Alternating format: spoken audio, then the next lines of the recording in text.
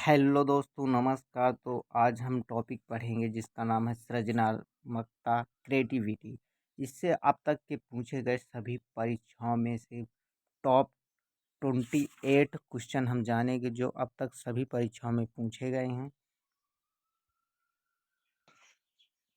तो question number first है यानी पहला, सृजनात्मकता के जनक कौन है? तो इसका सही जवाब है option number B, Torrance. Torrance सृजनात्मकता के जनक थे। अलग ढंग से कार्य करने तथा नए तरीकों का इस्तेमाल करने की योग्यता क्या कहलाती है? तो इसका सही जवाब होगा ऑप्शन नंबर ए, सृजनात्मकता। जैसे अलग ढंग से कार्य करने तथा नए तरीकों का इस्तेमाल करने की योग्यता सृजनात्मकता कहलाती है। यानी अलग अलग सोच वाले पैटर्न उन बच्चों की पहचान है जिनके अंदर सृजनात्मकता होती है। ये सहायक अध्यापक भर्ती परीक्षा 2019 में पूछा गया है। अलग अलग सोच वाले पैटर्न उन बच्चों की पहचान करते हैं जो क्या होते हैं, सृजनात्मक होते हैं। Option number B. देखिए, सीटेट दिसंबर में भी जो सृजनात्मकता से अक्सर परीक्षाओं में प्रश्न बनते हैं। सृजनशीलता मौलिक परिणामों को अभिव्यक्त करने की मानसिक प्रक्रिया है। ये कथन किसका है? तो ये है क्रो एंड क्रो। ये देखिए, कौवा, क्रो माने कौवा होता है, दो बार कौवा। अब कौवा क्या होता है? मानसिक क्रियाशील होता है। अब जैसे उसको थोड़ा-सा ऐसा लगेगा कि कोई पत्थर उठाने की ओर थोड़ा-सा झुक भी गया तो तुरंत उड़ जाता है, यानी मानसिक रूप से वो बहुत क्रियाशील है। इसी को हम क्रो एंड क्रो ने कहा। ऐसे को-रिलेट करके हमेशा के लिए याद रख सकते हैं।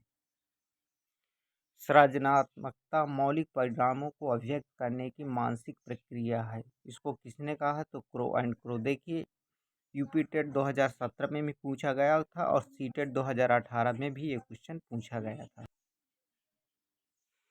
सृजनात्मकता को डैडस की अवधारणा से संबंधित है। तो ये होती है ऑप्शन नंबर डी जो दिया है, विविध सोच। यानी विविध सोच का मतलब क्या है? नवीन विचार का सृजन है, मतलब नए नए तरीकों से सोचना।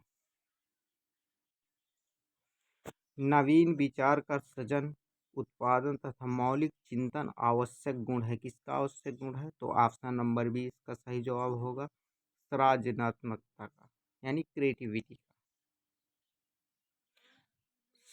सृजनात्मकता की पहचान होती है सृजनात्मकता की पहचान होती है तो इसका सही जवाब है नवीन परिणाम से। अब जो सृजनात्मकता है ये किससे बना है? तो ये सृजन शब्द से बना होता है जिसका आशय होता है सृजन शब्द से बना होता है जिसका आशय होता है नई वस्तु एवं सिद्धांतों की खोज, यानी नया नवीन परिणाम ही सृजनात्मकता कहलाता है। तो ये हो गया क्या? नवीन परिणाम।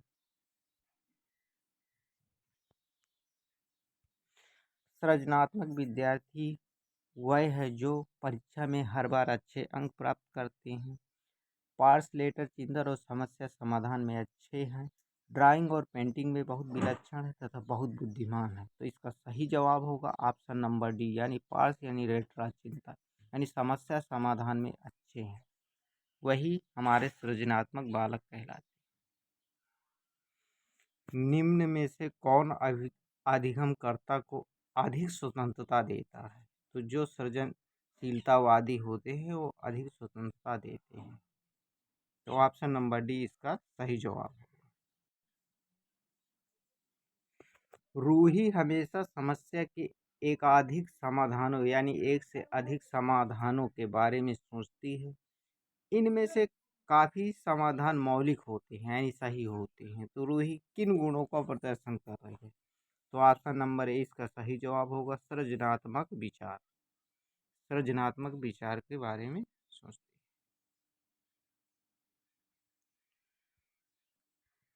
आउट ऑफ द बॉक्स चिंतन किससे संबंधित है? तो इसका सही जवाब होगा ऑप्शन नंबर बी, अपसारी चिंतन। ये बहुत इंपॉर्टेंट क्वेश्चन है, यहाँ से क्वेश्चन हमेशा बनते हैं। जैसे अभिसारी चिंतन और अपसारी। अपसारी चिंतन हमारा किससे संबंधित है? सृजनात्मकता से, यानी किससे है? सृजनात्मकता से संबंधित है। और अभिसारी चिंतन जो होता है वो प्रतिभाशाली बच्चों से संबंधित है, प्रतिभाशाली बच्चे। अब देखिए यहाँ भी भा आ रहा है, अभिसारी में भी भा आ रहा है, तो ऐसे को रिलेट कर लीजिए। अभिसारी चिंतन प्रतिभाशाली, तो जो बचेगा वो अपसारी चिंतन किससे होगा? सृजनात्मकता। तो क्वेश्चन नंबर अगला हम देखेंगे।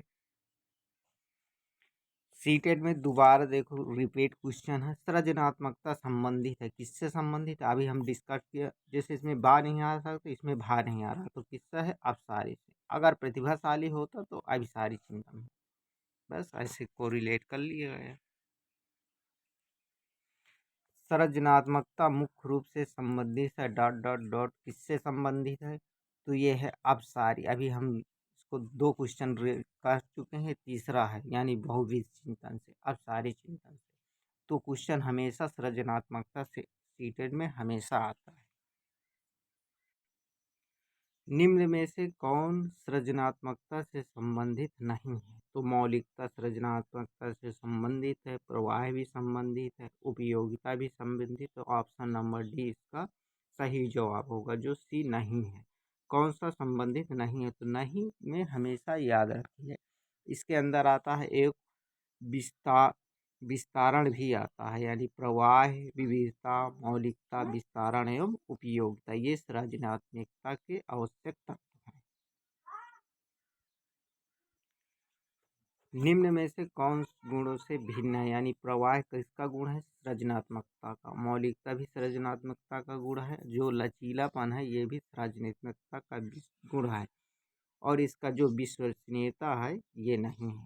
तो ऑप्शन नंबर इसका भी सही जवाब होगा। देखिए ये प्रवक्ता परीक्षा 2013 में पूछा गया, तो सृजनात्मकता से जितने भी क्वेश्चन पूछे गए हैं वो सभी इस टॉपिक में इंक्लूड हैं। निम्नलिखित में से कौन सा समूह सृजनात्मकता के तत्वों के बारे में संबंध सही है?